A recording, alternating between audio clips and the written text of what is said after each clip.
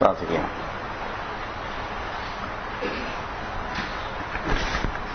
നല്ലവനും വല്ലവനും ഞങ്ങളെ സ്നേഹിക്കുന്നവനും വഴി നടത്തുന്നവനും കരുതുന്നവനുമായ ദൈവമേ, ഞങ്ങൾ നിന്നെ സ്തുതിക്കുന്നു, സ്തോത്രം ചെയ്യുന്നു. സ്ലീബാ പെരുന്നാളിന് ശേഷമുള്ള 3 ആഴ്ചകൾ കഴിഞ്ഞ് 4-ാം വാരത്തിലേക്ക് ഞങ്ങൾ പ്രവേശിക്കുന്നു. കഴിഞ്ഞ വാരങ്ങളിൽ ഞങ്ങൾ കിട്ടിയതായ അനുഗ്രഹങ്ങൾക്കും കുരിശിന്റെ സന്ദേശങ്ങളും കുരിശിന്റെ വഴികൾക്കും ഞങ്ങൾ നന്ദി പറയുന്നു. കുരിശെടുത്ത് കിരീടം പ്രാപിപ്പാൻ, കുരിശ് വരുന്ന വഴികളെയും അതെടുത്തുകൊണ്ട് പോകേണ്ട വഴികളെയും അത് വഹിക്കേണ്ട മനോഭാവത്തെയും എല്ലാം ഞങ്ങളെ പഠിപ്പിച്ചുകൊണ്ടിരിക്കുന്നതിനാൽ നിന്നെ സ്തുതിക്കുന്നു. അന്ത്യകാലത്ത് സംഭവിക്കുന്ന കാര്യങ്ങൾ കുരിശിനോട് ചേർത്ത് ഞങ്ങൾ ചിന്തിക്കുവാൻ ഉപദേഷ്ടാക്കന്മാർ, അപ്പോസ്തലന്മാർ ഞങ്ങൾക്ക് തന്നിരിക്കുന്ന എല്ലാ വചനങ്ങളെ ഓർത്ത് സ്തുതിക്കുന്നു. ഒന്ന് വന്നു ചേർന്നിരിക്കുന്ന എല്ലാവരെയും പേരുപേരായി തിരുമ്പാൽ സമർപ്പിക്കുന്നു.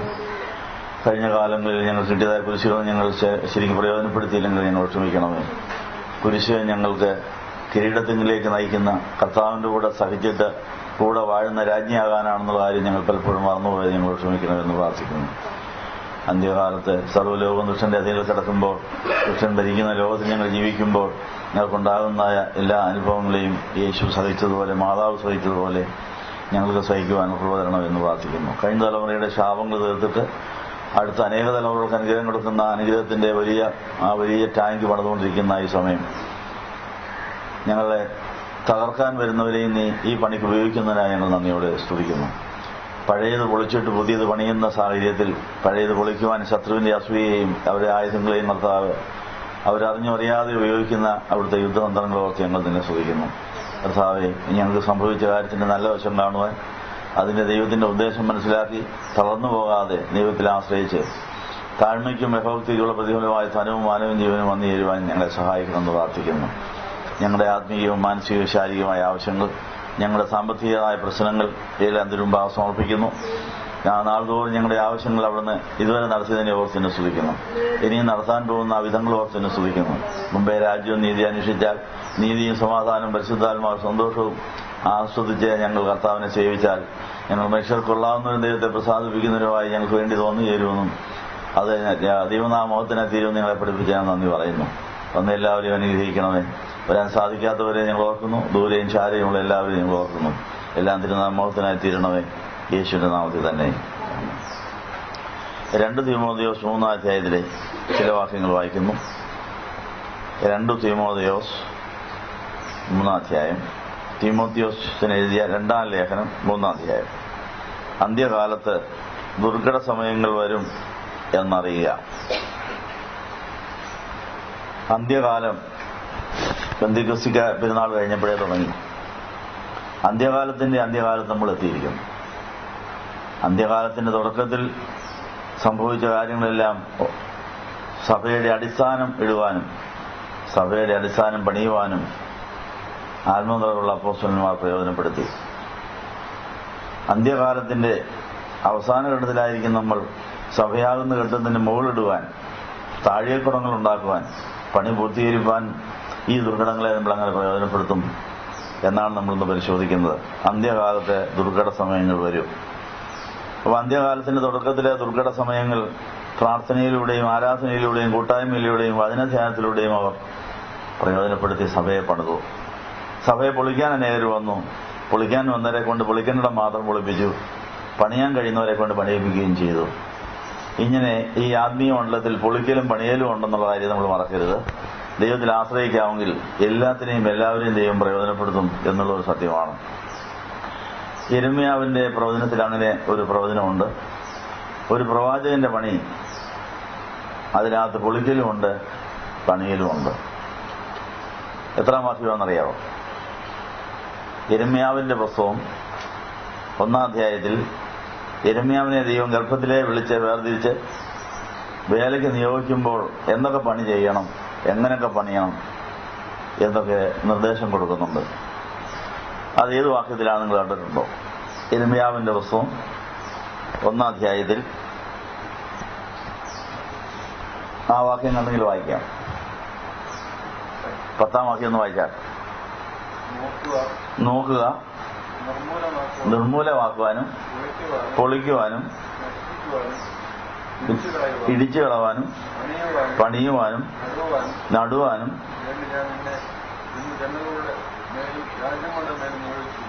ജനതകളുടെ മേലും ജാതികളുടെ മേലും നിയമിച്ചിരിക്കുന്നു. അപ്പൊ അങ്ങനെ ഗർഭത്തിലെ വിളിക്കപ്പെട്ട് തെരഞ്ഞെടുക്കപ്പെട്ട യിരെമ്യാവിനെ വേല ഏൽപ്പിക്കുമ്പോൾ കൊടുത്തതായ നിർദ്ദേശങ്ങൾ, അതിനകത്ത് എന്തെല്ലാം പണികളുണ്ട്. നടുക എന്ന് പറയുന്നതിന് മുമ്പ് പറിക്കേണ്ട പല കാര്യങ്ങൾ കാണും. പണിയുക എന്ന് പറയുന്നതിന് മുമ്പ് പൊളിക്കേണ്ട കാര്യങ്ങൾ പലത് കാണും. നമുക്ക് നല്ല ഫലം കായ്ക്കുന്ന കൃഷി ചെയ്യാൻ സാധിക്കുന്നില്ലെങ്കിൽ കളകളായിട്ട് ചെടികളായിട്ട് നിൽക്കുന്ന പലതിനെയും നമുക്ക് ഇതുവരെയും പൊളിച്ചു തീർക്കാൻ കഴിഞ്ഞു കാണുകയില്ല, അല്ലെ പറിച്ചു തീർക്കാൻ. അപ്പൊ നിലങ്ങളെ പാഴാക്കുന്ന വൃക്ഷങ്ങളെയും ചെടികളെയും എല്ലാം പറിച്ചതിന് ശേഷമേ പുതിയ നടാനൊക്കെ ഉള്ളൂ എന്നുള്ള കാര്യം കൃഷിയുടെ ഭാഷയിലൂടെ പറഞ്ഞിരിക്കുന്നു. നമ്മൾ പ്രതീക്ഷിക്കുന്ന ഫലം ഉണ്ടാകുന്നില്ലെങ്കിൽ, ആത്മഫലങ്ങൾ വിളയിക്കുവാൻ സാധിക്കുന്നില്ലെങ്കിൽ, ജഡത്തിന്റെ പ്രവൃത്തികളും ജഡത്തിന്റെ കളകളും പറിച്ചു തീർന്നില്ലെന്നാണ് എൻ്റെ അർത്ഥം. 15 കൂട്ടം ജഡത്തിന്റെ പ്രവൃത്തികൾ പറിച്ചാലേ ആത്മഫലം, 9 ഫലങ്ങൾ നിറഞ്ഞ ആത്മഫലം എന്ന കൊല നമുക്ക് വിളയിക്കാൻ സാധിക്കുകയുള്ളൂ. നമുക്ക് ഈ ഫലം കിട്ടാൻ വലിയ കൊതിയാണ്, ധൃതിയുമാണ്. പക്ഷേ കള പറിക്കാൻ നമുക്ക് മനസ്സില്ല, സമ്മതിക്കുന്നുമില്ല. അപ്പോൾ യിരെമ്യാ പ്രവാചകൻ കൊണ്ട് പറഞ്ഞത്, ദൈവമക്കളുടെ ജീവിതത്തിൽ ഹൃദയത്തിലെ വേണ്ടാത്ത കൃഷികൾ അല്ലെങ്കിൽ വേണ്ടാത്ത ചെടികളെ പറിച്ചു കളഞ്ഞിട്ട് അവിടെ പുതിയ നല്ല ഫലം വിളയിക്കുന്ന വേലയെ ഏൽപ്പിച്ചു എന്ന് പറഞ്ഞു. പുതിയ നിയമത്തിലേക്ക് വരുമ്പോൾ ഈ പ്രവചനത്തിന്റെ പണി, ഈ പ്രവാചകരുടെ പണി എല്ലാ ക്രിസ്ത്യാനികളെ ഏൽപ്പിച്ചിരിക്കുകയാണ്. പഴയ നിയമത്തിൽ അത് വിരലെണ്ണാനായിട്ട് അല്ലെ വളരെ വിരളമായ ചില പ്രവാചകന്മാർക്ക് മാത്രം കിട്ടിയ ഒരു പണിയാണത്. പഴയ നിയമകാലത്ത് പ്രവാചകന്മാർ ചുരുക്കമായിരുന്നു, അവരെ കൊണ്ടാണ് ഈ പണി ചെയ്യിപ്പിച്ചത്. എന്നാൽ പുതിയ നിയമത്തിൽ നമ്മൾ രാജകീയ പുരോഹിത വർഗമായി പരിശുദ്ധാത്മാവിന്റെ അഭിഷേകമുള്ളവരായി തീരുമ്പോൾ പരിശുദ്ധാത്മ അഭിഷേകത്തിന്റെ ഒരു വരമാണ് പ്രവചന നൽവരം.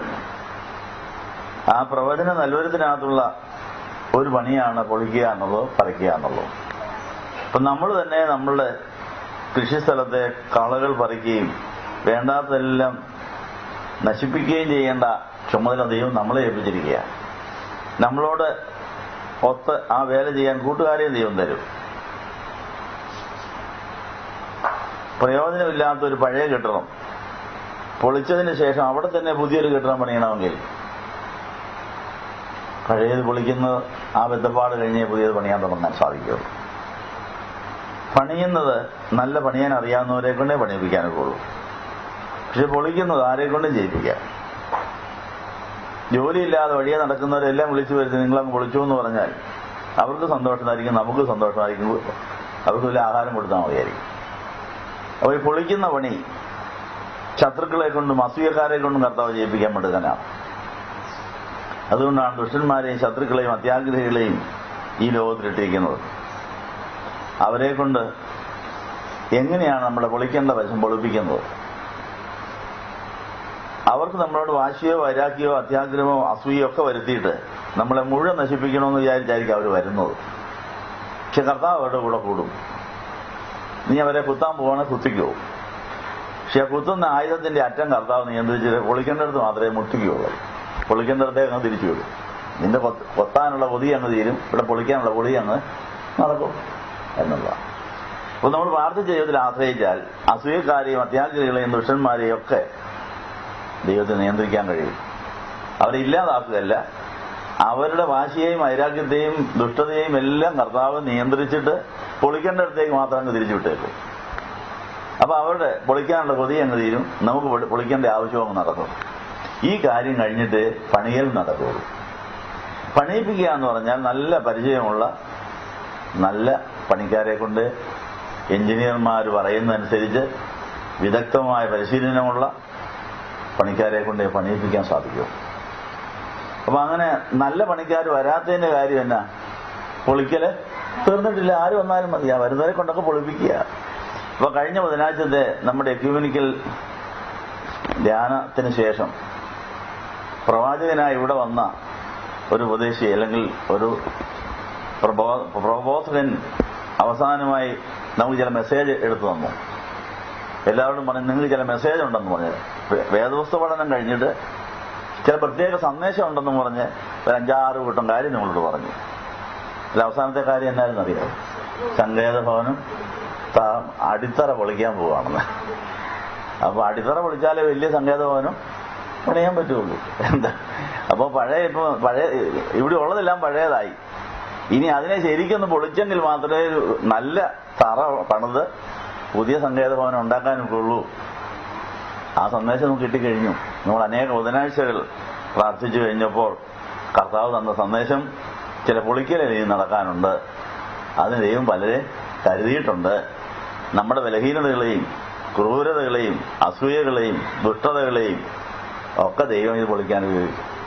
പക്ഷെ നമ്മൾ ദൈവകരങ്ങൾ സമർപ്പിച്ചാലുള്ള ഗുണം, പൊളിക്കേണ്ടടുത്ത് മാത്രമേ കർത്താവ് അവരെ തൊടിക്കുകയുള്ളൂ. പൊളിക്കേണ്ടിടം പൊളിഞ്ഞു കഴിഞ്ഞാൽ പണിയാൻ പറ്റിയ ആളെ കൊണ്ടുവരും. ഈ പ്രത്യാശ. അപ്പൊ അന്ത്യകാലത്തെ ദുർഘട സമയങ്ങൾ നമ്മളുടെ സഭ പണിയാനും നമ്മുടെ വീട് പണിയാനും നമ്മുടെ അകത്തും പുറത്തുമുള്ള വീട് പണിയാനും എല്ലാം പ്രയോജനപ്പെടുത്തുവാൻ കർത്താവിൽ ആശ്രയിച്ചാൽ മതി.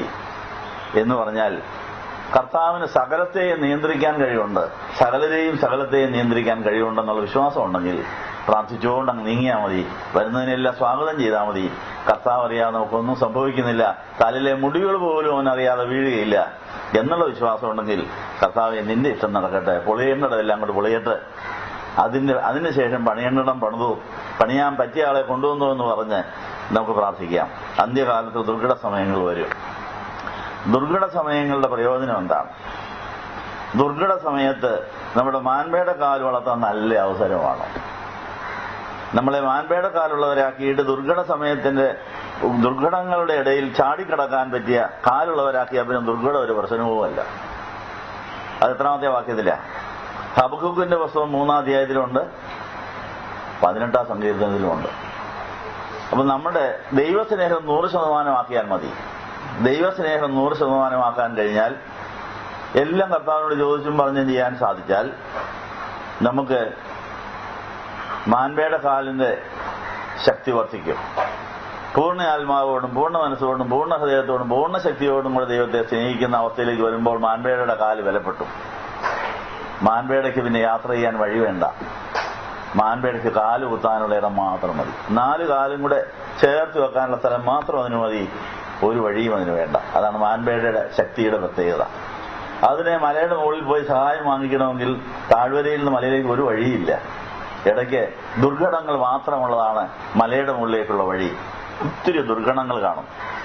അതുകൊണ്ട് ദുർഘടങ്ങൾ നിറഞ്ഞതായ വഴി കാലിന് ബലമുള്ള മാൻപേടയ്ക്ക് ഒരു പ്രശ്നമേ അല്ല. മാൻപേട ഇതിന്റെ ഇടയ്ക്ക് കാല് കുത്താനുള്ള സ്ഥലം കണ്ടെത്തിയിരിക്കും. അത് നിൽക്കുന്നിടത്ത് നിന്നുകൊണ്ട് അടുത്ത കാല് കുത്താനുള്ള സ്ഥലം കണ്ടെത്തി അതിന്റെ ഇടയിൽ ദുർഘടങ്ങളുണ്ട്. പക്ഷെ ദുർഘടം അവിടെ ഇരിക്കും. അതിന് മുകളിൽ കൂടെ 7 ഒറ്റ ചാട്ടം ചാടി ആ കാല് കുത്താനുള്ളടത്ത് 4 കാലും കുത്തി അവിടെ നിൽക്കും. ദുർഘടം പുറയിലായിപ്പോ. മുമ്പിലത്തെ ദുർഘടത്തെ നമുക്ക് പുറയിലാക്കാൻ സാധിക്കും മുകളിൽ കൂടെ എടുത്ത് ചാടിയാൽ. അതൊരു പലതരം ദുർഘടങ്ങളുണ്ട്. വലിയ തൊടുവ പോലെ ആഴമായ ഗർത്തങ്ങളുള്ള സ്ഥലങ്ങൾ, പാറയുടെ വിള്ളലുകൾ, ഇതൊക്കെ യാത്രയ്ക്ക് തടസ്സമാണ്. മുഴച്ചിരിക്കുന്ന വലിയൊരു പാറ, അതിന് മുകളിൽ കൂടെ എടുത്ത് ചാടണം. ഗർത്തമാണെങ്കിൽ അതിന്റെ കുറുകെ എടുത്ത് ചാടണം. ഇതെല്ലാം നമ്മുടെ അനുദിന ജീവിതത്തിൽ പലതരം ദുർഘടങ്ങൾ വന്നുകൊണ്ടേയിരിക്കും. ആ ദുർഘടങ്ങളെ അതിജീവിക്കുവാൻ നിൽക്കുന്നിടത്ത് ഉറച്ചു നിന്നുകൊണ്ട് പ്രാർത്ഥിച്ചുകൊണ്ട് ഒറ്റ കുതിയം കുതിച്ചാൽ മതി. അടുത്ത കാലുത്താനുള്ള സ്ഥലത്ത് നിന്ന് നിന്നിരിക്കും. അപ്പോൾ അതിന്റെ ഇടയ്ക്കുണ്ടായിരുന്ന ദുർഘടത്തെ നമ്മൾ പുറകിലാക്കി കഴിഞ്ഞു. നമ്മുടെ ഇത്രയും നാളത്തെ ദുർഘടത്തിൽ നമ്മുടെ ഇപ്പം മുമ്പിലാണോ പുറകിലാണോ? ഓരോ ബുധനാഴ്ചയും ഓരോ തിങ്കളാഴ്ചയും ഓരോ ഞായറാഴ്ചയും ഈ ദുർഘടങ്ങൾ ചാടാൻ വേണ്ടി നമ്മൾ ഒന്നിച്ചു കൂടിയിരിക്കുക. അപ്പോൾ അടുത്ത ദുർഘടം പുറകിലാക്കിയിട്ട് അടുത്ത സ്റ്റെപ്പ് വെക്കാനായിട്ടുള്ള ശക്തിയാണ് ദൈവം തരുന്നത്. എല്ലാം കൂടെ തരികയില്ല. 1 സ്റ്റെപ്പ് ഇനഫ് ഫോർ മീ എന്നൊരു പരിശുദ്ധൻ ഈ ദുർഘടങ്ങളെ അതിജീവിക്കുന്ന വേലയിൽ പ്രാർത്ഥിച്ചിട്ടുണ്ട്. നമുക്കങ്ങനെ പ്രാർത്ഥിക്കാൻ സാധിക്കും. എന്റെ കർത്താവ് എനിക്ക് ഒരു ചാട്ടത്തിനുള്ള ശക്തി മതി. ഒരു ചാട്ടത്തിനും ആ ചാട്ടത്തിൽ കാല് കുത്താനുള്ള സ്ഥലം ഒന്ന് കാണിച്ചു തന്നാൽ മതി, ഞാൻ അങ്ങോട്ട് ചാടിക്കോളാം. അവിടെ നിന്ന് പിന്നെ അടുത്ത പ്രാർത്ഥന നടത്തി അടുത്ത സ്റ്റെപ്പ് എവിടെയാ വെക്കേണ്ടത്. ഇങ്ങനെ ഓരോ സ്റ്റെപ്പും ചാടി ചാടി ചാടി ഈ മാൻപേട പർവ്വതത്തിന് മുകളിലെത്തും. പർവ്വതത്തിന് മുകളിൽ തിരിഞ്ഞു നോക്കിയാൽ ദുർഘടങ്ങളെല്ലാം അവിടെ ഇരിപ്പുണ്ട്. പക്ഷെ ഇടയ്ക്ക് കാല് കുത്തിയ സ്ഥലം അവിടെ ഒരു പാടായിട്ട് കിടപ്പുണ്ട്. അത് കണ്ട് സന്തോഷിക്കുക. ഒരു വഴിയില്ലാത്ത ഈ ദുർഘടം നിറഞ്ഞതായ മലയിലേക്കുള്ള ആ യാത്രയിൽ എനിക്ക് കാല് കുത്താൻ ഇടം കരുതിയിരുന്ന ദൈവമേ നിനക്ക് സ്തുതി എന്നൊക്കെ പറയാൻ സാധിക്കും.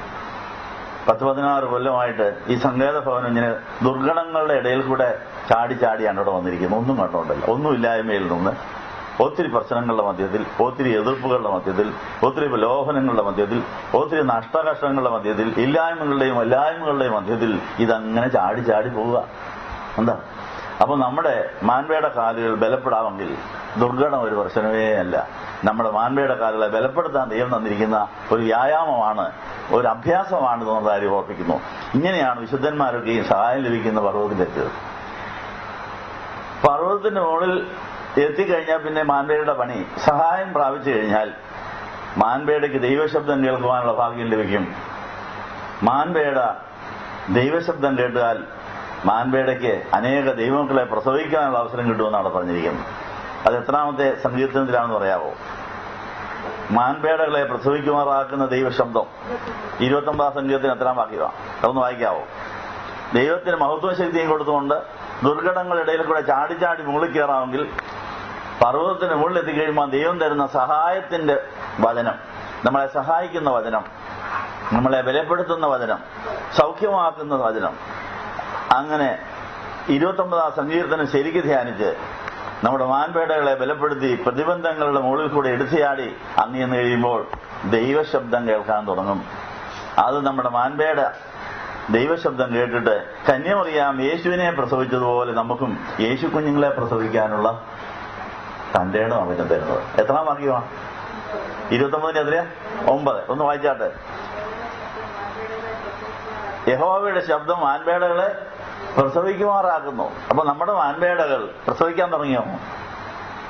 കന്യകയായിരുന്നുകൊണ്ട് ഈ മാൻപേടയ്ക്ക് പ്രസവിക്കാൻ കഴിയുന്നുള്ളതാണ് മറ്റൊരു അത്ഭുതം. പരിശുദ്ധ കന്യമറിയാം കന്യകയായിരുന്നുകൊണ്ടാണ് യേശു കുഞ്ഞിനെ പ്രസവിച്ചത്. അതുപോലെ നമ്മുടെ കന്യമാരായിരിക്കുന്ന നമ്മുടെ ദേഹിയുടെ മണ്ഡലങ്ങളെ കർത്താവ് വിവാഹ നിശ്ചയം ചെയ്ത് ഈ ദുർഘടങ്ങളുടെ മുകളിൽ കൂടി എടുത്തിയാണ് ഞാൻ മാൻപേടകളെ കാലുകളെ ബലപ്പെടുത്തിയിട്ട് പർവ്വതത്തിന് മുകളിൽ ചെന്ന് കഴിഞ്ഞാൽ പിന്നെ കർത്താവിനോട് സംസാരിക്കാൻ തുടങ്ങും. ഹൃദ്യമായി സംസാരിക്കും. മരുഭൂമി പോലെ ഉള്ള വരണ്ട അനുഭവത്തിലൂടെയാണ് നമ്മൾ ഈ മുകളിലേക്കുള്ള പോക്ക്. പക്ഷെ മരുഭൂമിയിൽ അവൻ നമ്മളോട് ഹൃദ്യമായി സംസാരിക്കുമെന്നാണ് പറയും. ആ ഹൃദ്യമായ സംസാരം നമ്മുടെ ദേഹിയുടെ മണ്ഡലത്തിലെ മാൻപേടകളെ പ്രസവിക്കുമാറാക്കും. എത്ര നാളായി പള്ളിയിൽ പോകും പ്രാർത്ഥനയുടെ ആദ്യം മാൻപേട വല്ലതും പ്രസവിക്കാൻ തുടങ്ങിയോ? യേശു കുഞ്ഞിനെ പ്രസവിച്ചോ? നിങ്ങളുടെ യേശു കുഞ്ഞ് വളരുന്നുണ്ടോ? ആ യേശു കുഞ്ഞാണ് നമ്മളെ സ്വർഗത്തിലേക്ക് കൊണ്ടുപോകുന്നത്. അതുകൊണ്ട് പരിശുദ്ധ കന്യമറിയാം യേശുവിനെ പ്രസവിച്ചുകൊണ്ടുള്ള ഗുണം എന്നാ? ഓഗസ്റ്റ് മാസം 15-ാം തീയതി മറിയാം മരിച്ചപ്പോൾ, അടക്കപ്പെട്ടപ്പോൾ ആ ശരീരം എടുത്തുകൊണ്ട് പർദീസായിലോട്ടങ്ങ് പോയിന്ന. അപ്പം കർത്താവ് നമ്മളെ എടുത്തുകൊണ്ട് പർദീസായിലേക്ക് കൊണ്ടുപോകണമെങ്കിൽ നമ്മൾ അവനെ എടുക്കണം, നമ്മൾ അവനെ വളർത്തിക്കൊടുക്കണം. വളർത്തി മുകളിലേക്ക് വിട്ടാൽ അവൻ നമ്മളെ വന്നെടുത്തോണ്ട് വയ്ക്കുള്ളൂ എന്നുള്ള ആര് പറഞ്ഞു? അപ്പൊ അന്ത്യകാലത്ത് ദുർഘട സമയങ്ങൾ വരും എന്നുള്ളത് അറിയുമ്പോൾ നമ്മൾ നിരാശപ്പെടുകയല്ല വേണ്ടത്. ദുർഘട സമയങ്ങൾ നമുക്ക് നമ്മുടെ മാൻപേടയുടെ കാല് ബലപ്പെടുത്തി പർവ്വതത്തിന് മുകളിലെത്തി ദൈവശബ്ദം കേട്ട് കന്യകയായിരുന്നുകൊണ്ട് തന്നെ നമ്മുടെ ദേഹിയുടെ മണ്ഡലം യേശു കുഞ്ഞുങ്ങളെ പ്രസവിക്കുന്നവരായി. അങ്ങനെ യേശു കുഞ്ഞുങ്ങളെല്ലാം കൂടെ വന്നിട്ട് വേണം തലയോട് ചേരുന്ന ഉടലായി നമ്മൾ രൂപാന്തരപ്പെടാൻ. അതിന് നമ്മുടെ വിശ്വാസവും പ്രത്യാശയും ദൈവസ്നേഹവും വർദ്ധിക്കുന്നുണ്ടോ എന്നാണ് നമ്മൾ പരിശോധിക്കേണ്ടത്. നാൾതോറുമുള്ള കുരിശുകൾ ഉയർപ്പിലേക്ക് നയിക്കാനാണ്. ഉയർപ്പ് സ്വർഗാരോഹണത്തിലേക്കാണ്. സ്വർഗാരോഹണം പെന്തിക്കോസ്തിയുടെ അനുഭവത്തിന് വേണ്ടിയാണ്. ഇതെല്ലാ ദിവസവും ആവർത്തിക്കാൻ സാധിക്കുന്ന പ്രതിഭാസമാണ്. അതുകൊണ്ട് യേശുവിന്റെ ഈ മനുഷ്യാവതാര പ്രക്രിയയാണ് ഒരു വിശുദ്ധ കുർബാന തക്സാരിൽ എഴുതി വെച്ചിരിക്കുന്നത്. എല്ലാ കുർബാനയിലും നമ്മുടെ ഒരു ദിവസത്തെ ജീവിതം ഒരു കുർബാനയാണ്. 24 മണിക്കൂർ സമയത്ത് നമ്മുടെ പ്രാണൻ യേശുവിന് കുർബാനയായി കൊടുക്കാം. യേശു കുർബാനയായി നമുക്ക് നൽകപ്പെടും. അപ്പോൾ യേശു കുർബാനയായി നമുക്ക് നൽകപ്പെട്ടതുപോലെ നമ്മളെ യേശുവിന് കുർബാനയായിട്ട് അങ്ങോട്ട് കൊടുക്കാമോ? അങ്ങനെ കൊടുക്കുമ്പോൾ 24 മണിക്കൂർ ചേർന്നായ ഒരു ദിവസത്തെ പ്രാണന് യേശുവിനെ ജനിപ്പിക്കുവാനും വളർത്താനും സ്വർഗാനം ചെയ്യിക്കാനുള്ള കഴിവുണ്ട്. Human soul is bigger than this whole universe എന്നാണ് പോസ്റ്റിക്ക് പറയുന്നത്. മനുഷ്യന്റെ ഒരു ദിവസത്തെ പ്രാണൻ തന്നെ ഈ കാണുന്ന അന്ധകടാഹത്തേക്കാൾ വലുതാണ്. അതിന് യേശു കുഞ്ഞിനെ ഗർഭം ധരിക്കാനും വളർത്താനും സ്വർഗാരോഹണം ചെയ്യിക്കാനുള്ള ഒരു കഴിവുണ്ട്. കൊച്ചു കാര്യം വല്ലതും ആണോ? ഈ വിലയേറിയ ഒരു ദിവസത്തെ പ്രാണനാണ് പാപം ചെയ്യുമ്പോൾ പാതാളത്തിലേക്ക് പോകുന്നത്. പാതാളത്തിലേക്ക് പോകുമ്പോൾ പിശാചിന്റെ ആഹാരമായി പിശാചിന്റെ ഉദരത്തിൽ കയറി അവിടെ മരണത്താലും പാതാളത്തിന്റെ ബന്ധനത്താലും അവിടെ കിടന്ന് നിലവിളിക്കുക. ഇങ്ങനെ സ്വയാശ്രയത്തിൽ പാതാളത്തിൽ പോയ പ്രാണൻ വീണ്ടെടുക്കപ്പെട്ട് ഉയർത്തെഴുന്നേറ്റ് യേശുവിന്റെ ഉള്ളിലാകുന്ന ആ പ്രാണൻ യേശുവിന്റെ മണവാട്ടിയായി രൂപാന്തരപ്പെടുമെന്ന് കൊലോസ്യർ 3-ാം അധ്യായം നമ്മൾ വായിച്ച് ഇവിടെയും ഓർക്കുകയാണ്. അപ്പൊ ലോകത്തെക്കാൾ വിലയുള്ള നമ്മുടെ പ്രാണൻ അതൊരു കന്യകയാണ്. ആ കന്യകയായി വിവാഹ നിശ്ചയം ചെയ്യപ്പെട്ട് ആ കന്യകയായിരുന്നുകൊണ്ട് തന്നെ ദൈവശബ്ദം കേൾക്കുവാൻ ദുർഘടങ്ങളുടെ ഇടയിൽ കൂടെ കുതിച്ചു ചാടി സഹായം ലഭിക്കുന്ന പർവ്വതത്തിലേക്കുള്ള പോക്കാണ് പ്രാർത്ഥനയും ആരാധനയും. എല്ലാ പ്രാർത്ഥനയും എല്ലാ ആരാധനയും ഒരു മലയുടെ മുകളിലേക്കുള്ള പോക്ക് പോലെയാണ്. നമ്മുടെ മലയെന്ന് എന്റെ ഗിരികൾ അവൻ എന്നെ നിർത്തുമാറാക്കുന്നു. അതെവിടെയാണ് എഴുതിയിരിക്കുന്നത്? നമുക്ക് എല്ലാവർക്കും ഒരു ഗിരിയുണ്ട്. നമ്മുടെ എല്ലാവരുടെയും ജീവിതത്തിൽ ദൈവശബ്ദം കേൾക്കണമെങ്കിൽ ഗിരിയുടെ മുകളിലെത്തണം. എന്റെ ഗിരിയിൽ നിൽക്കുമാറാക്കുന്നു അതിനുണ്ട്. ആരെങ്കിലും ഓർക്കുന്നുണ്ട്? എവിടെയാണ്? 100 എത്രാം വാക്യത്തിലാണ് ദൈവം എന്നെ എന്റെ ഗിരിയുടെ മുകളിൽ നിർത്തിക്കും. നമുക്ക് എല്ലാവർക്കും നമ്മുടേതായ ഒരു പർവ്വതമുണ്ട്. നമ്മുടെ ദേഹിയുടെ മണ്ഡലം ദൈവസ്നേഹം കൊണ്ടും വിശ്വാസം കൊണ്ടും പ്രത്യാശ കൊണ്ടും ഒരു പർവ്വതം പോലെ മുകളിലേക്ക് പൊങ്ങണം. ആ പർവ്വതത്തിലാണ് കർത്താവ് നമ്മളോട് സംസാരിക്കുന്നത്. അപ്പൊ സ്നേഹം കൊണ്ടും വിശ്വാസം കൊണ്ടും പ്രത്യാശം കൊണ്ടും പർവ്വതം പോലെ പൊങ്ങുന്ന ഒരു വശം നമുക്കുണ്ട്. ആരാധനയിൽ അതാ സംഭവിക്കേണ്ടത്. നമ്മുടെ ദേഹിയുടെ മണ്ഡലം പർവ്വതം പോലെ മുകളിലേക്ക് പൊങ്ങി വരണം. ആ പർവ്വതത്തിന്റെ കൊടുമുടിയിലാണ് സ്വർഗീയ മണവാളനായ യേശു ഇറങ്ങി വരുന്നത്. അവിടെയാണ് സഹായം ലഭിക്കുന്നത്. എവിടെയാ? കണ്ടോ വാക്യം? എവിടെയാണ്? ആരെങ്കിലും കണ്ടോ? എത്രാം വാക്യത്തിലാണ് നോക്കിയാട്ട്? നമുക്ക് ഓരോരുത്തർക്കും നമ്മുടേതായ ഒരു പർവ്വതം ഉണ്ടെന്ന് സങ്കീർത്തനക്കാരൻ പറയുന്നുണ്ട്. ആ പർവ്വതം ഉണ്ടാക്കാനാണ് നമ്മൾ വളരുന്നത്. പർവ്വതം പോലെ നമ്മുടെ ദേഹിയുടെ മണ്ഡലം ഉയർന്ന് ദൈവസന്നിധിയിലേക്ക് ചെല്ലുമ്പോൾ ദൈവസന്നിധിയിൽ ദൈവത്തിന്റെ ശബ്ദവും അനുഗ്രഹവുമായി നമ്മുടെ അടുത്തേക്ക് അവൻ താണു വരും. നമ്മുടെ സന്നിധിയിലേക്ക് ദൈവം താണു വരണമെങ്കിൽ ദൈവസന്നിധിയിലേക്ക് നമ്മൾ ഉയർന്നു ചെല്ലണം. നമ്മുടെ വഴിയും വിചാരവും ഉപേക്ഷിച്ച് ദൈവത്തിലേക്ക് ഉയർന്നു ചെല്ലുമ്പോൾ സ്വർഗത്തിൽ നിന്ന് നമ്മളിലേക്ക് കർത്താവ് താണു വരും. അങ്ങനെ സൃഷ്ടിയും സൃഷ്ടാവും തമ്മിൽ കണ്ടുമുട്ടുകയാണ്. സൃഷ്ടിയും സൃഷ്ടാവും തമ്മിൽ സമ്മേളിക്കുകയാണ്. അപ്പോഴാണ് ദൈവശബ്ദം കേൾക്കുന്നത്. ആ ദൈവശബ്ദം മാൻപേടയെ പ്രസവിക്കുമാറാക്കുകയാണ്. ആ യേശുക്കുഞ്ഞിനെ വളർത്തി ആ യേശുക്കുഞ്ഞാണ് നമ്മളെ പിന്നെ സ്വർഗത്തിലേക്ക് കൊണ്ടുപോകുന്നത്. ഈ മർമ്മങ്ങൾ മനസ്സിലായാൽ എല്ലാത്തിനും നന്ദി പറയാൻ സാധിക്കും, എല്ലാത്തിനും സ്തോത്രം ചെയ്യാൻ സാധിക്കും, എപ്പോഴും ദൈവത്തെ സ്തുതിക്കാൻ സാധിക്കും എന്നുള്ള കാര്യം ഓർപ്പിക്കുന്നു. കണ്ടോ? വാക്യം കണ്ടോ? എവിടെയും ഇല്ല. അങ്ങനെ സങ്കീർത്തനങ്ങൾ വായിച്ചു നോക്ക്. സങ്കീർത്തനങ്ങളിൽ അങ്ങനെ ഒരു സന്ദേശമുണ്ട്. നമുക്ക് ഓരോരുത്തർക്കും നമ്മുടേതായ ഗിരി, എന്റെ ഗിരിയിൽ അവൻ എന്നെ നിൽക്കുമാറാക്കി എന്ന് പറയുന്നുണ്ട്. അപ്പൊ നമുക്ക് ഓരോരുത്തർക്കും വിശ്വാസം കൊണ്ടും പ്രത്യാശ കൊണ്ടും ദൈവസ്നേഹം കൊണ്ടും ദൈവത്തിന് നമ്മളോട് സംസാരിക്കാൻ പറ്റിയ ഒരു മരുഭൂമിയും ആ മരുഭൂമിയിൽ ഒരു മലയും ആ മലയിൽ ദൈവം ഇറങ്ങി വരുന്ന ഒരു സ്ഥലവും ഉണ്ടായി. സീനായി മലയിൽ വെച്ചാണ് ദൈവം മോശയോട് സംസാരിച്ചത്. അതുപോലെ തന്നെ ദൈവം നമ്മളോട് സംസാരിക്കാൻ പറ്റിയ ഒരു മലയും പറ്റിയതായ മരുഭൂമിയും ദൈവം നമ്മുടെ ഉള്ളിൽ കരുതി വെച്ചിട്ടുണ്ട്. ഹോശേയ 2-ാം അധ്യായത്തിൽ കർത്താവ് നമ്മളെ അങ്ങോട്ട് കൂട്ടിക്കൊണ്ടുപോകുന്ന പറയുന്നു. അത് എത്രാം വാക്യാണെന്നറിയാവും? ഹോശേയയുടെ പുസ്തകം 2-ാം അധ്യായത്തിന്റെ 14-ാമത്തെ വാക്യത്തിൽ ഹോശേയയുടെ ജീവിതത്തിൽ ഹോശേയ പറയുകയാണ്, എന്നെ അവൻ മരുഭൂമിയിലേക്ക് കൂട്ടിക്കൊണ്ടുപോയി ആരും ഇല്ലാത്തത് എന്നപ്പോൾ ആ മരുഭൂമിയിൽ അവൻ എന്നോട് ഹൃദ്യമായി സംസാരിച്ചു എന്നാണ്. ആ ഹൃദ്യമായ സംസാരത്തിനിടയിലാണ് നമ്മുടെ ദേഹിയുടെ മണ്ഡലം വചനം കൊണ്ട് സമ്പുഷ്ടമായി തീരുന്നത്. എത്രാം വാക്യാന്ന് കണ്ടോ? വായിച്ചോ? ഹോശേയ 2:14 എങ്ങനെ എഴുതിയിരിക്കുന്നത് കണ്ടോ? ആ വാക്യം കണ്ടോ? യെശയ്യാ അല്ല, ഹോശേയ. അതുകൊണ്ട് ഞാൻ അവളെ വശീകരിച്ച് മരുഭൂമിയിൽ കൊണ്ടുചെന്ന് അവളോട് ഹൃദ്യമായ സംസാരം. ആരായി അവള്? നമ്മുടെ പാണക്കുട്ടിയുടെ കാര്യമാണ്.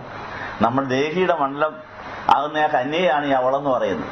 നമ്മുടെ ദേഹിയുടെ മണ്ഡലത്തിലെ ഈ അവളുമാരെല്ലാം ദൈവം ഇങ്ങോട്ടാണ് കൊണ്ടുപോകാൻ ഉദ്ദേശിക്കുന്നത്. മരുഭൂമിയിൽ ഏകാന്തമായ ഒറ്റയ്ക്ക്. അതുകൊണ്ട് എല്ലാവരെയും അങ്ങ് അകത്ത് കളയും. എല്ലാവരെയും കർത്താവ് അകത്തുനിന്ന് എന്തിനാണെന്നറിയാം, പിണക്കുന്ന എന്തിനാണെന്നറിയാവോ? കർത്താവ് നമ്മളോട് ഒറ്റയ്ക്കൊന്ന് വർത്താനം പറയാൻ വേണ്ടി. അങ്ങനെയാണ് നല്ല കാര്യമല്ലേ? എല്ലാ ഭവനങ്ങളിലും എല്ലാ സ്ഥാപനങ്ങളിലും എല്ലാ ഇടങ്ങളിലും അവൻ നമ്മളെ ഒറ്റപ്പെടുത്തുമ്പോൾ വിചാരിച്ചുകൊണ്ട് കർത്താവ് അടുത്ത് വന്നിട്ടുണ്ട്. കർത്താവ് നമ്മളെ കൂട്ടിക്കൊണ്ട് മരുഭൂമിയിലോട്ട് പോകാൻ പോവുക. സന്തോഷിച്ചോണം. എല്ലാവരും ഒന്ന് മാറി കിട്ടിയാലല്ലേ വർത്താനം പറയാനൊക്കെ ഉള്ളൂ. എന്താ അതുകൊണ്ട് എല്ലാവരെയും കർത്താവ് മാറ്റി എന്നോട് ഹൃദ്യമായി സംസാരിക്കുവാൻ എന്നെ മരുഭൂമിയിലേക്ക് കൊണ്ടുപോവുകയാണെന്ന് വിചാരിക്കണം. ഇനി മരുഭൂമിയിലോട്ട് കൊണ്ടുപോകാനത്തില്ലേ, മരുഭൂമി ഇങ്ങോട്ട് വന്നാലും പോരെ? എന്താ നിങ്ങളുടെ അഭിപ്രായം? ഇവിടുന്ന് ഇപ്പൊ മരുഭൂമി പോകണമെങ്കിൽ സഹാറ മരുഭൂമിയിലോ അല്ല രാജസ്ഥാനിലൊക്കെ വരെ പോകേണ്ടി വരും. രാജസ്ഥാനിലൊക്കെ മരുഭൂമിയുണ്ട്, കടക്കേണ്ടിയല്ലേ? കേരളത്തിൽ നിന്ന് രാജസ്ഥാൻ വരെ പോകണമെങ്കിൽ എത്ര ദിവസം ട്രെയിനേ ഇരിക്കണം? 3-4 ദിവസം ട്രെയിനേ ഇരിക്കണം. അത് നമുക്ക് സമയമില്ല. മരുഭൂമി ഇങ്ങോട്ട് വന്നാലും പോരെ? ഉണ്ടോ? മരുഭൂമി വീട്ടിലുണ്ടോ? ഉണ്ടെങ്കിൽ നന്ദി പറയുക. അപ്പൊ നമ്മളെ മരുഭൂമിയിലേക്ക് കൊണ്ടുപോവുകയോ മരുഭൂമി നമ്മളിലേക്ക് കൊണ്ടുവരികയോ ചെയ്യുമ്പോൾ എല്ലാവരും അങ്ങ് മാറിക്കളയും, എല്ലാവരും നമ്മൾ ഒറ്റപ്പെടുത്തും. അപ്പം ആത്മഹത്യ ചെയ്യല്ല, ഒരുപാട് കടിക്കാൻ പോവുകയല്ല, മയക്കുമരുന്ന് കഴിക്കുകയല്ല വേണ്ടത്, കർത്താവിനോട് വർത്താനം പറയാൻ നമ്മുടെ ബോധം ഉണർത്തുകയാണ് വേണ്ടത്, ബോധം കെടുത്തുകയല്ല വേണ്ടത്. പലർക്കും അബദ്ധം പറ്റുന്ന ഈ സാഹചര്യത്തില്ല. അപ്പോൾ നമ്മൾ ഒറ്റപ്പെട്ടു എന്ന് കഴിഞ്ഞാൽ ഉടനെ വിചാരിച്ചോണം എന്റെ സ്വർഗീയ മണവാളൻ എന്നോട് ഹൃദ്യമായി സംസാരിക്കാൻ എന്നെ മരുഭൂമിയിലേക്ക് കൊണ്ടുപോവുകയോ മരുഭൂമി ഇങ്ങോട്ട് വരികയോ ചെയ്തിരിക്കുന്നു. കർത്താവെ വന്നു, വർത്താനം പറഞ്ഞു, ആരും ഇപ്പൊ ഇവിടെ ഇല്ല, നമുക്ക് ഒറ്റയ്ക്ക് വർത്താനം പറയാമെന്ന് പറയണം. അങ്ങനെ കർത്താവിനോട് മധുരഭാഷണം നടത്താൻ വേണ്ടിയാണ് ദൈവം നമ്മൾക്ക് ഏകാന്തതകൾ നൽകുന്നത്. ഇതെല്ലാം കഴിഞ്ഞിട്ടേ പണി നടക്കുകയുള്ളൂ.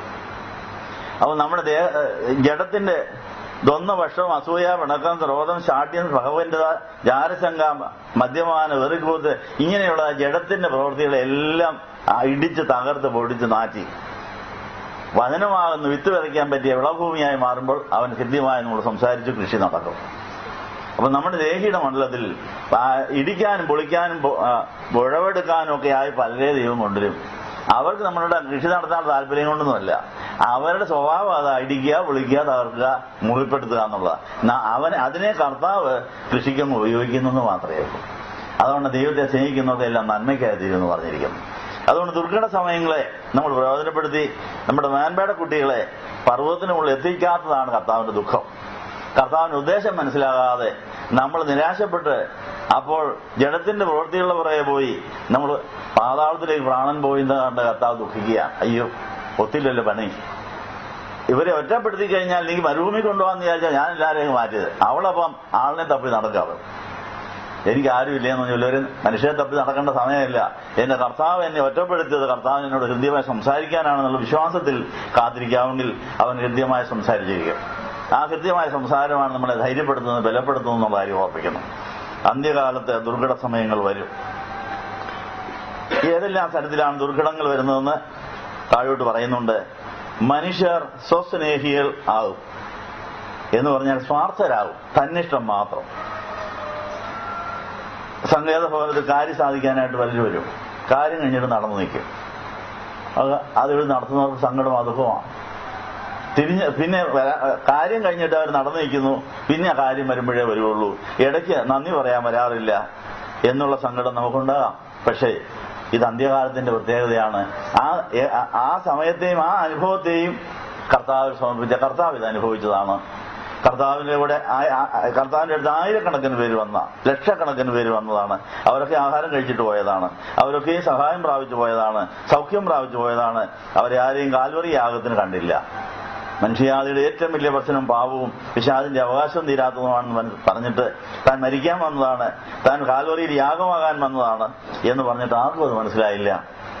മനസ്സിലായത് ഒരു യോഹന്നാനും 3-4 സ്ത്രീകൾ മാത്രമേ ഉള്ളൂ. അവർ ആ കാൽവറി ക്രൂശിന്റെ ചുവട്ടിലുണ്ടായിരുന്നു. ബാക്കിയുള്ളവരൊക്കെയും കാര്യം കഴിഞ്ഞിട്ട് നടന്നു വന്നു. അവരെല്ലാം സ്വസ്നേഹികളായിരുന്നു, ദൈവസ്നേഹികളല്ലായിരുന്നു. അപ്പൊ ദൈവസ്നേഹികളല്ലാതെ സ്വസ്നേഹികളുമായിട്ട് ഇടപെടുമ്പോൾ നമ്മൾ വെറുത്തു പോകും, അറച്ചു പോകും, മടുത്തു പോകും. പക്ഷെ അതൊരു കുരിശാണ്. ആ കുരിശിനെ പ്രയോജനപ്പെടുത്തിയാൽ നമുക്ക് മാൻവേയുടെ കാല് വളർത്താം. അപ്പൊ മനുഷ്യരുടെ സ്വാർത്ഥ സ്നേഹങ്ങൾ, സ്വാർത്ഥതയിലുള്ള പെരുമാറ്റം കണ്ട് നമ്മൾ മടുക്കണ്ട. കർത്താവ് അതിന്റെ മധ്യത്തിലാണ് മരിക്കുകയും ഉയർത്തെഴുന്നേൽക്കുകയും വേല ധരിക്കുകയും ചെയ്തത്. കർത്താവിന് 12 ശിഷ്യന്മാരെ കിട്ടിയെങ്കിലും 12 പേരെയും പ്രയോജനപ്പെട്ടില്ലെന്നുള്ളതാണ് തന്റെ ഒക്കെയുള്ള ഏറ്റവും വലിയ സങ്കടം. ഗെത്സമനാത്തോട്ടത്തിൽ 3 പേരെ പറ്റി ശകലം പ്രതീക്ഷയുണ്ടായിരുന്നു. അവരെയും കൊണ്ട് കൂട്ടിക്കൊണ്ടുപോയി അവർ കിടന്നുറങ്ങി. അവിടെ ഒരു കല്ലേറ് ദൂരം അവിടെ നിന്ന് പോകേണ്ടി വന്നു.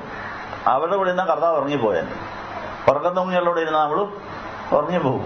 അതുകൊണ്ട് തന്നെ ഇവരൊന്ന് നെഞ്ചൊന്ന് തിരുമ്മി തരും, ഒന്ന് പ്രാർത്ഥിക്കും എന്നൊക്കെ വിചാരിച്ചാൽ കൊണ്ടുപോയത് അവർ കിടന്നുറക്കുക. എന്നാൽ പിന്നെ കർത്താവ് വിചാരിച്ചാൽ അവിടെ നിന്ന് കർത്താവ് ഉറങ്ങിപ്പോകാതിരിക്കാൻ വേണ്ടി ഒരു കല്ലേറ് ദൂരം മാറിയിരിക്കേണ്ടി വരും. അപ്പൊ ഒറ്റപ്പെട്ടോ? അപ്പൊ നമുക്ക് ആരും സഹായത്തിനില്ലാതെ വരുമ്പോൾ സഹായിക്കുമെന്ന് പ്രതീക്ഷിച്ചവർ ഉറങ്ങുമ്പോൾ, ക്ഷീണിക്കുമ്പോൾ, തളരുമ്പോൾ, മടുക്കുമ്പോൾ അവരെ കുത്തിപ്പോക്കാൻ നോക്കാതെ അവൻ അങ്ങ് മാറിയേക്കുക. നമ്മളും കൂടെ അവിടെ ഇവിടെ ഉറങ്ങുവാനോ തളരാനോ ഇടയാകാതെ ഒരു കല്ലേറ് ദൂരം മാറിയിരുന്നാൽ നമുക്ക് കിട്ടുന്ന സ്വർഗത്തിലെ സഹായമുണ്ട്. എന്തൊരു വലിയ പാഠമാണോ! ദൈവം തമ്പുരാൻ മനുഷ്യനായ ഭൂമിയിൽ വന്നിട്ട് ഇതാണ് അനുഭവം. പിന്നെ നമ്മുടെ കാര്യം പറയണോ?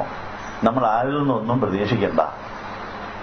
നമുക്ക് പലരെയും കിട്ടിയെന്നിരിക്കും, പലരും വന്നെന്നിരിക്കും, സഹായിച്ചെന്നിരിക്കും. പക്ഷെ കൃത്യസമയത്ത് ഉദ്ദേശിക്കുന്ന സമയത്ത് കിട്ടിയെന്ന് വരികയില്ല.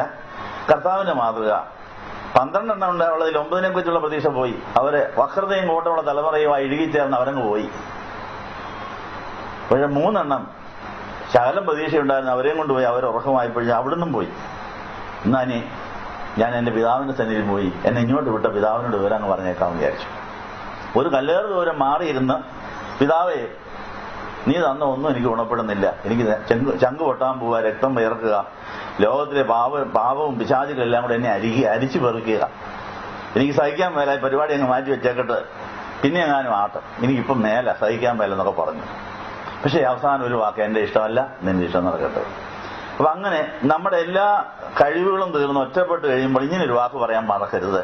എനിക്ക് മേലെ കർത്താവ് ഇതിപ്പോ വേണ്ടാന്ന് തോന്നുന്നു, പിന്നെ ആയാലും മതി എന്നൊക്കെ തോന്നുന്നു. പക്ഷെ ആ തോന്നലിനെ ഞാൻ ആശ്രയിക്കുന്നില്ല. പിതാവേ, നിന്റെ ഇഷ്ടം ഇതാണെങ്കിൽ അതങ്ങ് നടക്കട്ടെ. അപ്പോൾ ഒരു മാലാഹ വന്ന് സഹായിച്ചു എന്നാ പറയും. അതെവിടെ എഴുതിയിരിക്കുന്നത്? ലൂക്കോസിന് സുവിശേഷത്തിലുണ്ടാ കാര്യം. കർത്താവിന്റെ ഗെത്സമനാത്തോട്ടത്തിലെ പ്രാർത്ഥനാ വേളയിൽ ഒരു ദൂതൻ വന്ന് സഹായിക്കുന്ന രംഗം എത്രാം വാക്യത്തിലാണ്? ലൂക്കോസിന് സുവിശേഷം എത്രാം അധ്യായത്തിലാണ്? എത്രാം വാക്യത്തിലാണത്? അതെല്ലാവരും അടിവരയിട്ട് കുറിച്ച് വെച്ചേക്കണം. അതെന്നെങ്കിലും നമുക്ക് വന്നിരിക്കും. അത് എപ്പോഴെങ്കിലും വന്നാൽ നിരാശപ്പെടരുത്. ഈ കർത്താവിനെ ഓർത്ത് എന്നെക്കൊണ്ട് മേലെങ്കിലും, എന്നെക്കൊണ്ട് ഉരിഞ്ഞ് നീങ്ങാൻ മേലെങ്കിലും, ആരും എനിക്കില്ലെങ്കിലും പിതാവെ നീ എന്നെ ഇങ്ങോട്ട് വിട്ടത് എന്ന് പറയുമ്പോൾ പിതാവ് നമുക്ക് തരാൻ വേണ്ടി കരുതിയിരിക്കുന്ന ഒരു മാലാഖയുണ്ട്. അത് എത്രാം വാക്യമാണ്? എത്രയാ 22 വായിച്ചാട്ട്. ലൂക്കോസ് 22:41 പറഞ്ഞാട്ട്. അവനെ ശക്തിപ്പെടുത്താൻ സ്വർഗത്തിലൊരു ദൂതൻ അവന് പ്രത്യക്ഷമായി. അപ്പോൾ ആ ദൂതൻ വന്നപ്പോൾ കർത്താവിന്റെ സങ്കടം തീർന്നു. ആ ദൂതനോടൊപ്പം അവിടുന്ന് എഴുന്നേറ്റ് പോയി കുരിശു വലിച്ചുകൊണ്ട് പോയ വഴിക്ക് പല പ്രാവശ്യം വീണപ്പോഴും അദൃശ്യനായിരുന്ന ആ ദൂതൻ ദൃശ്യമായി കുറേനക്കാരെ ശീമോനിൽ കൂടെ സഹായിച്ചു.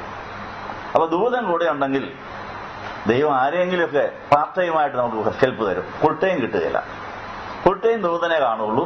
ദൂതനെ എല്ലാവരും കണ്ടൊന്നും വരികയില്ല. പക്ഷെ ദൂതനുണ്ടെങ്കിലുള്ള ഗുണം, കാര്യം കർത്താവ് ആരെ കൊണ്ടൊക്കെ സാധിപ്പിക്കും. പാർട്ട് ഇത് വഴിയെ പോയി ഒരുത്തിനെ വിളിച്ച് ഈ കുരിശൊന്ന് ചുമക്കാന്ന് ആധികാരികളെ കൊണ്ട് പറയിപ്പിച്ചു. അതാണ് നമുക്കുള്ള പ്രത്യാശ. ആരെയും കാണണ്ട, ആരെക്കുറിച്ച് കണക്കൂട്ടണ്ട. അപ്പൊ കർത്താവ് ഗെത്സമനാത്തോട്ടത്തിൽ നിന്ന് ദൂതനുമായി പോകുമ്പോൾ കുരിശും വലിച്ചുകൊണ്ട് പോവുക. ഹാർട്ട് അറ്റാക്കാ വന്നത്. തന്റെ ചങ്ക് പൊട്ടിയിരിക്കുക. അതുകൊണ്ടാണ് രക്തം വിയർത്തത്. പാപപ്പാമ്പിന്റെ വിഷവുമുണ്ട്. രക്തയാണല്ലി കഴിച്ചാൽ രക്തം വിയർക്കും. പാപപ്പാമ്പിന്റെ വിഷവുമുണ്ട്, ചങ്ക് പൊട്ടിയതിന്റെ വേദനയുണ്ട്. അതുകൊണ്ടാണ് ഈ കുരിശും കൊണ്ട് വയറെടുത്ത് വീഴുക. ആ വീഴുന്ന സമയത്ത് ഈ പട്ടാളക്കാരുടെ ആവശ്യമാണ് യേശുവിനെ ആ തലയോട് നിന്ന സ്ഥലത്ത് കൊണ്ടുവന്ന് ഒന്ന് കുരിശിച്ച് കഴിഞ്ഞെങ്കിലേ അവർക്ക് പോലും കഴിക്കാനൊക്കെ ഡ്യൂട്ടി തീരുള്ളൂ. അവിടെ അന്നത്തെ ഡ്യൂട്ടിയുടെ ഭാഗമാണ് ആ പട്ടാളക്കാർക്ക് ഇയാളെ കൊണ്ട് കുരിശിച്ചെങ്കിലേ പോകാനൊക്കുള്ളൂ. അപ്പൊ അവരുടെ ആവശ്യമായി തീർന്നു ഈ കുരിശ് ഇയാളെ കൊണ്ട് വലിപ്പിച്ചുകൊണ്ട് പോവുക എന്നുള്ളത്. കുരിശ് വലിക്കാനുള്ള കഴിവില്ലെന്ന് കണ്ടപ്പോൾ വഴിയെ പോയൊരുത്തിനെ വിളിച്ചു വരുത്തി, നീ അങ്ങോട്ട് ചോക്കടാന്ന് പറഞ്ഞു. പോലീസ് പറഞ്ഞ കേൾക്കാതിരിക്കാൻ പോവും. അങ്ങനെ ആ കുറേനക്കാരൻ ശീമോൻ അനുഗ്രഹിക്കപ്പെട്ടവനായി. ഇതുപോലെ നമ്മുടെ കുരിശും വലിച്ചുകൊണ്ടുള്ള പോക്കിൽ ആരുമില്ലാതെ വരുമ്പോൾ ആരെയെങ്കിലും കൊണ്ട് കർത്താവ് നമ്മളെ സഹായിപ്പിക്കും. അത് കർത്താവിന്റെ പണിയെ, ദൂതന്റെ പണിയാണ്. അപ്പൊ അങ്ങനെ നമ്മുടെ അനുദിന ജീവിതത്തിൽ നമ്മുടെ കൂടെയുള്ള ദൂതൻ ആരെ കൊണ്ടെങ്കിലും നമ്മുടെ കാര്യം സാധിപ്പിക്കും. കണ്ടു നിൽക്കുന്നവർക്ക് അത്ഭുതം തോന്നും. അപ്പൊ അങ്ങനെ ഉണ്ടായി ജീവിതത്തിൽ ആശ്രയിച്ചാൽ മതി. നമ്മുടെ കാര്യം ആരെ കൊണ്ടെങ്കിലൊക്കെ സാധിപ്പിക്കും. പക്ഷെ അത് ദൈവമാണ് അത് ചെയ്തെന്ന് വിചാരിച്ച് ദൈവത്തിന് നന്ദി പറഞ്ഞോണം. അല്ലെ, ഖുർആനക്കാരൻ ശീമോനെ അമിതമായി ആശ്രയിക്കാൻ പാടില്ല. കർത്താവ് തന്നതാണ്, അവനോട് പറഞ്ഞുകൊണ്ട് അവൻ ചെയ്തെന്ന് മാത്രം. അപ്പൊ ഇങ്ങനെ മനുഷ്യർ സ്വസ്നേഹികളായി കഴിയുമ്പോൾ സ്വന്തം കാര്യം സാധിച്ചു കഴിയുമ്പോൾ എല്ലാവരും ഇട്ടേച്ച് പോകും. ദൈവസ്നേഹത്തിൽ ദൈവത്തിന്റെ കാര്യമാണെന്ന് പറഞ്ഞ് ദൈവത്തിന് വേണ്ടി പ്രവർത്തിക്കുന്നവർ വളരെ ചുരുക്കമായതുകൊണ്ട് അധികാരികളെ കൊണ്ട് കർത്താവ് നിർബന്ധിച്ച് കാര്യങ്ങൾ ചെയ്യിപ്പിക്കും. അവരുടെ ഡ്യൂട്ടിയുടെ ഭാഗമായിട്ടായിരിക്കും ഇനി അത് ചെയ്യുന്നത്. അങ്ങനെ സ്വസ്നേഹികളുടെ കെടുതികളുടെ മധ്യത്തിൽ നമുക്ക് പ്രത്യാശയോടെ സ്വർഗത്തിലെ ദൂതന്മാരുടെ സഹായത്തിൽ മുമ്പോട്ട് പോകാൻ സാധിക്കും. നമുക്ക് ദുർഘടം വരുത്തുന്ന മറ്റൊരു കാര്യം, ദ്രവ്യാഗ്രഹികളുമായിട്ട് ഇടപെടേണ്ടി വരും. പണം കൈക്കലാക്കാൻ വേണ്ടി മാത്രം നമ്മുടെ കൂടെ കൂടുന്നവരുണ്ടാകാം. കർത്താവിൻ്റെ കൂടെ ഉണ്ടായിരുന്ന യൂദാസ്കറിയാത്ത തന്റെ കൈ കിട്ടുന്ന പണം മുഴുവനും അടിവലിക്കുകയായിരുന്നു. അത് കർത്താവിന്റെ ഏറ്റവും വലിയ കുരിശായിരുന്നു. കർത്താവിന്റെ കിട്ടിയ കാണിക്ക മുഴുവനും യൂദായിൽ ഉണ്ടായിരുന്നു. യൂദ അത് വേറെ പല വഴിക്ക് ഉപയോഗിക്കുന്നുണ്ടായിരുന്നു. കർത്താവ് ഇത് അറിഞ്ഞെങ്കിലും കണക്ക് ചോദിച്ചില്ല. കർത്താവ് ഇതെല്ലാം അറിയുന്നുണ്ടായിരുന്നു, കണക്ക് ചോദിച്ചില്ല. അവനെ കൊണ്ട് തന്നെ ആ പണി ചെയ്യിപ്പിച്ചു. അത് വലിയ ദുർഘടമായിരുന്നു. കിട്ടുന്നതെല്ലാം അങ്ങനെ ഒഴുകി പോവുകയാണ്, ഒന്നും തികയുന്നില്ല. പക്ഷെ ഒന്നും കാര്യം നടക്കാതെ പോയില്ല. ടാക്സ് കൊടുക്കാനായിട്ട് പൈസ ചോദിച്ചപ്പോൾ ഇല്ല. അപ്പോൾ കർത്താവ് ഒരു മത്സ്യത്തിന്റെ വായിൽ നിന്ന് എടുത്തു കൊടുക്കാൻ പത്രോസിനെ ഇവിടുന്നായിട്ട് നമ്മൾ കാണുന്നു. അപ്പൊ ദ്രവ്യാഗ്രഹികൾ എന്നും എപ്പോഴും കാണും. എല്ലാ വീട്ടിലും കാണും, എല്ലാ പള്ളികളിലും കാണും, എല്ലാ ഇടങ്ങളിലും കാണും. അവർ ഉണ്ടാക്കുന്ന ദുർഘടങ്ങളുമുണ്ട്, സാമ്പത്തിക ദുർഘടങ്ങൾ. ഉദ്ദേശിക്കുന്ന സമയത്ത് കാര്യം നടക്കാതെ വിഷമിക്കേണ്ടി വരും. പക്ഷെ കർത്താവ് അങ്ങനെയുള്ള ഒരു യൂദായം കൊണ്ടാണ് കാര്യം നടത്തിച്ചത്.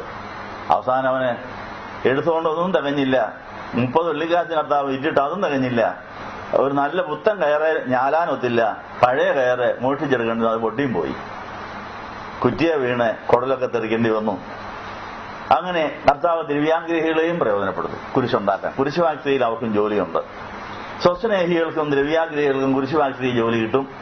അവർ അനേകർ കുരിശുണ്ടാക്കി കൊടുക്കും. അങ്ങനെ അനേകർ കുരിശിക്കപ്പെടും. അവർ ഉയർത്തെഴുന്നേറ്റങ്ങ് പോകും. കുരിശിക്കാൻ സഹായിച്ചവരൊക്കെ ശാപം വാങ്ങിക്കുകയും ചെയ്യും. വമ്പ് പറയുന്നവർ ഉണ്ടാക്കുന്ന ദുർഘടം, സ്വസ്നേഹം, ദ്രവ്യാഗ്രഹം, വമ്പ് പറച്ചിൽ, മറ്റുള്ളവരുടെ വാക്കുകളിലും പ്രവൃത്തികളിലും നമുക്ക് ഉണ്ടാകുന്ന വേദനകൾ, അതും കർത്താവ് സഹിച്ചതായ ക്രൂശാണ് എന്ന് വിചാരിച്ച് അതിനെ ദൈവസന്നിധിയിൽ സമർപ്പിക്കാമെങ്കിൽ അതും ആ വമ്പ് പറച്ചിൽ കൂടെ പഴയ ചിലതൊക്കെ പൊളിക്കാൻ കൊള്ളാം. നമ്മുടെ അഹങ്കാരവും നമ്മുടെ തന്നിഷ്ടങ്ങളും ഒക്കെ തളകാൻ മറ്റുള്ളവരുടെ വമ്പ് പറച്ചിൽ ചിലപ്പോൾ സഹായകരമായേക്കാം.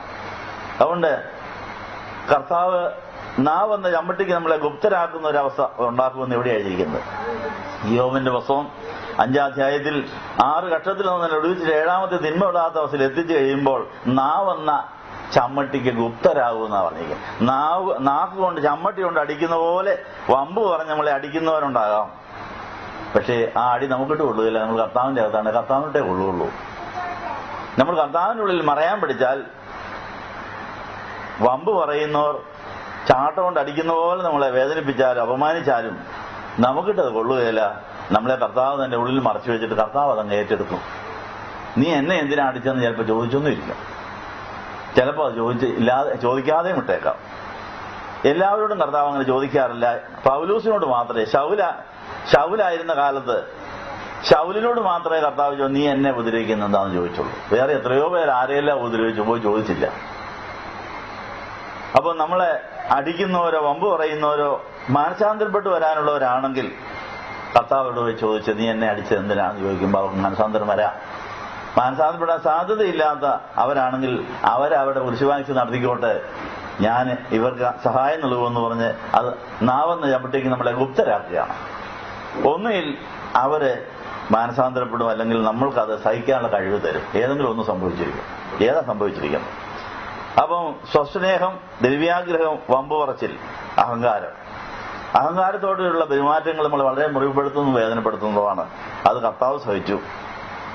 ദൂഷകന്മാർ, അമ്മയപ്പന്മാരെ അനുസരിക്കാത്തവർ, നന്ദി കെട്ടവർ, അശുദ്ധർ, വാത്സല്യമില്ലാത്തവർ, ഇണങ്ങാത്തവർ, ഏഷണിക്കാര്, അജിതേന്ദ്രിയന്മാർ, ഉഗ്രന്മാര്, സദ്ഗുണദോഷികൾ, ദ്രോഹികള്, ധാർഷ്ട്യക്കാര്, നിഗളികള്, ദൈവപ്രയമില്ലാതെ ഭോഗപ്രിയരായി ഭക്തിയുടെ വേഷം ധരിച്ചതിന് ശക്തി കെടുത്തുന്നവർ, അങ്ങനെയുള്ളവരെ വിട്ടൊഴിയാൻ പറഞ്ഞിരിക്കുന്നു 5-ാം വാക്യത്തിൽ. 2 തീമോഥെയോസ് 3:5 അവരെ അങ്ങനെയുള്ളവരെ വിട്ടൊഴിയേണ്ടി വരും. അങ്ങനെയുള്ളവരങ്ങ് പോയി കഴിഞ്ഞാൽ ആരും ഇല്ലാതെ വരും. അപ്പോൾ പിന്നെ മാലാഹ മാത്രം മിച്ചമാകും. പോകുന്ന വഴി എല്ലാവരും കർത്താവ് പാർട്ട് ടൈം താന്നൊന്നിരിക്കും. ഇതിൽ കൂടുതലൊന്നും പ്രതീക്ഷിക്കേണ്ട. എന്താ ഇതിൽ കൂടുതൽ പ്രതീക്ഷിക്കാതെ പോകാമെങ്കിൽ നിരാശയെന്ന് പറഞ്ഞൊരു കാര്യം ഉണ്ടാകില്ല. ഇതെല്ലാം കർത്താവിന് വന്നാൽ എനിക്ക് വരട്ടെ എന്ന് വിചാരിച്ച് അതിന്റെ എല്ലാ മധ്യത്തിൽ പൊളിക്കൽ, നടൽ, പറിക്കൽ, നടൽ, പണിയൽ, ഇവയെല്ലാം നമുക്ക് നടത്താൻ സാധിക്കും.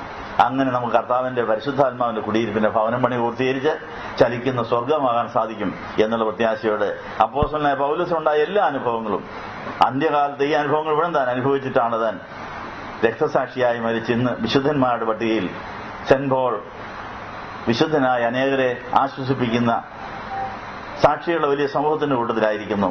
നമുക്കും ആ ഭാഗ്യം ലഭിക്കാൻ അന്ത്യകാലത്ത് ഈ ദുർഘട സമയങ്ങളിൽ നമ്മളെ നിരാശപ്പെടുത്താനല്ല, മാൻപേട കാലുകൾ ബലപ്പെടാനും നമുക്ക് സഹായം ലഭിക്കുന്ന പർവ്വതത്തിൽ എത്തിക്കുവാനും നമ്മുടെ പർവ്വതത്തെ ദൈവസ്നേഹം കൊണ്ട് മുകളിലേക്ക് ഉയർത്താനും അതിന്റെ ഇടയിലെ ദുർഘടങ്ങളുടെ മുകളിൽ കൂടെ എടുത്തിയാടി നമ്മുടെ മാൻപേട ദൈവശബ്ദം കേട്ട് അങ്ങനെ മാൻപേടകളെ പ്രസവിക്കുമാറാക്കുന്ന ദൈവശബ്ദം കേൾക്കുവാൻ ഉള്ള ഒരുക്കമാണെന്ന് വിചാരിച്ച് നമുക്ക് മാതാവിന്റെ അത്രയും സ്ഥാനം തരാൻ ദൈവം കാത്തിരിക്കുന്നു. അതിന് നമുക്ക് തലകളെ വണക്കാൻ പ്രാർത്ഥിക്കാം. ഞങ്ങളെ സ്നേഹിക്കുന്ന ദൈവമേ, ഈ നല്ല ദിവസത്തിനായി ഞങ്ങൾ നന്ദി പറയുന്നു.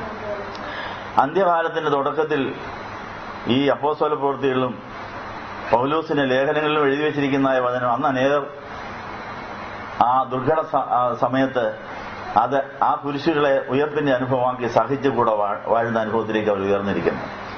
അന്ത്യകാലത്തിന്റെ അന്ത്യത്തിൽ ഞങ്ങൾ എത്തിയിരിക്കുന്നു.